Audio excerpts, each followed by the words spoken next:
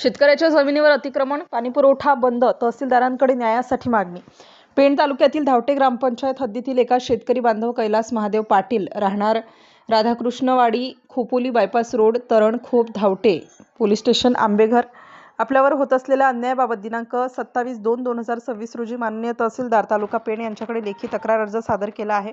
Survey number 47च्या शेतजमिनीची चतुर्सीमा ओलांडून उत्तरेकडील शेजारी शेतकऱ्याने बेकायदेशीरपणे जमीन भराव केला असून सर्वे नंबर 53-1 मधील पाण्याची पाईपलाईन तोडून टाकण्यात आली आहे. त्यामुळे शेतीसाठी पाणीपुरवठा पूर्णतः बंद झाला असून शेती उत्पन्न बुडाले आहे. कुटुंबावर तीव्र आर्थिक व मानसिक संकट ओढावले आहे. याकरिता रस्ता रोको आंदोलनासाठी त्यांनी निर्धार केला आहे व त्यांच्या जागेतून जाणारा रस्ता बंद करून त्यांनी आंदोलन केलं आहे. राष्ट्र माझा लाईव्ह न्यूजसाठी संजय गायकवाड, पेण, रायगड. दादा, तुम्ही आंदोलनाला बसलात, काय नेमकं तुमच्या मुख्य मागण्या आहेत? मुख्य मागण्या माझ्या अशा आहेत की मला गेली 20 वर्ष ग्रामपंचायतनं पिण्याचं पाणी दिलेलं नाही. आजूबाजूच्या लोकांना पाण्याचे कनेक्शन दिलेत, मला दिलेले नाहीत. आणि दुसरी गोष्ट म्हणजे माझे शेजारचा जो शेतकरी आहे त्यांनी माझ्या शेतीचा पाणी तोडलेलं आहे 2023 पासून. आणि त्यांनी माझे हद्दीतले असणारी झाडं तोडलेली आहेत, माझ्या जमिनीत अतिक्रमण केलेलं आहे. ही मागणी मी रितसर तहसीलदारांना, कलेक्टर ऑफिसला, प्रांतांना सर्व केलेलं आहे. उपोषणाला बसलो, आंदोलन केली, परंतु मला आजपर्यंत काही न्याय मिळालेला नाही. फक्त चौकशीचे आदेश येतात.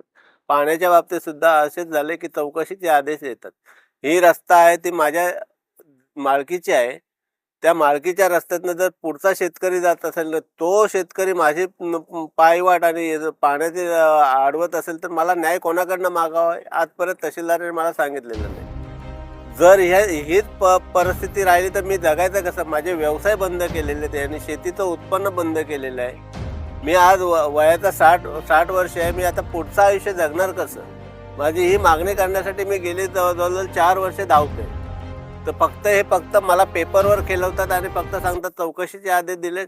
आत्मदानाला गेलो तेव्हा सांगितलं की नाही, तुमच्या मागण्या मी मंजूर केलेल्या, ते सर्व होईल. आज त्याच्या दुसऱ्या दिवशी आम्ही जेव्हा तहसील कार्यालयात गेलो तेव्हा तहसीलदाराने सांगितलं ना मला अर्धच भेटत नाही. तर ठीक आहे, तरी अर्ध भेटत नाही, पण यात 1.5 वर्ष झालं तरी अर्धच भेटत नाही. मग आम्ही करायचं तरी काय? शेतकऱ्यांनी करायचं काय? शेती करायची नाही का असं जर लिहून दिलं तर बरं पडेल.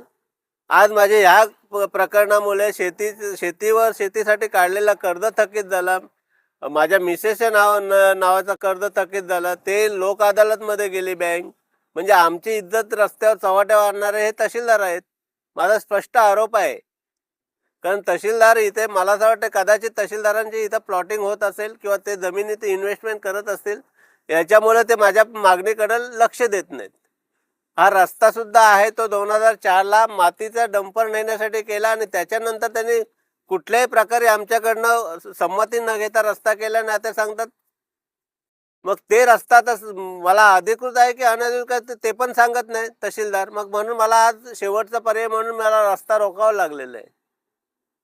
ह्याच्यामुळे माझे जे आर्थिक व्यवहार आहेत ते थकीत झालेत, माझे व्यवसाय बंद झाले, शेतीवरचं उत्पन्न बंद झालं, तर आम्ही जगायचं कसं? मला आज पाण्यापासून वंचित ठेवल्या. बाजूच्या लोकांना सर्व हे दिलं. मी या ग्रामपंचायतमध्ये जवळजवळ 8,000 रुपये माझी घरपट्टी आहे ती मी रेग्युलर भरतो. 2023ला 8,000 भरले.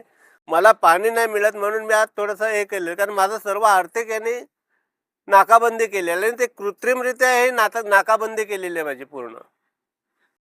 ठाम आंदोलन आहे असं वाटतं. हो, हा ठाम आंदोलन. माझ्या मागण्या पूर्ण झाल्याशिवाय मी हे करणार नाही.